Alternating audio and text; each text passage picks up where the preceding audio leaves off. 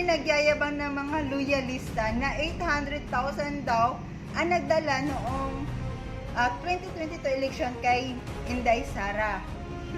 Totoo ba to? Ipaabot na natin to kay Ryan PBBM daw ang pangalan niya. Naalala nyo ba nang tumakbo si BBM noon as Vice President? At sino ang nanalo noon? Di ba si Leni Robredo? Ilan lang yung bumoto kay Ngagba noon? 14,155,000 mahigit. While kay Leni Robredo is 14,418,000 mahigit na mga boto. Diba? Umiyak pa nga si PBBM niya, nagreklamo siya na dinaya daw siya ni Leni Robredo.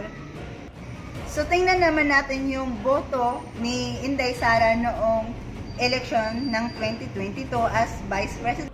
Ito yun mga kaibigan, 32.2 million votes ang nagpanalo kay VP Sara, landslide mga kaibigan.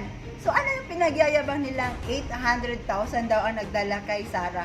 Kahit idagdag pa nila yung 800,000 doon sa 14 million ni Ngagba, nasa 14,900,000 lang ang buboto sa kanya, ha? Tapos, ilan ang difference nila ni Inday Sara? Is nasa 18 million. Sobrang laki ng diferensya kay Ngagba. Kaya, hindi pa naisip yun ni Ngagba kung gaano kasikat, gaano nagtitiwala ang mga tao. Ako mismo, pamilya ko, lahat kami doon sa aming lugar is bumoto kay Ngagba dahil kay Inday Sara. Kami ang nagpatotoo, ha. Alam natin sa kanilang katotohanan na walang panalo si BBM kay Sara. Kumapit siya kay Sara para lang manalo siya. At ngayon, anong ginawa niya sa pagtitiwala ng mga sa Pilipino na bumoto sa kanya dahil sa ngalan ng mga Duterte? Diba, hindi ba siya nahihiya? Tsaka tingnan nyo yung diferensya, 18 million difference, diba? Kahit naman nga, nanalo pa rin si Sara kasi 31 million lang pa yung bumoto sa kanya, which si Sara naman is nasa 32 million.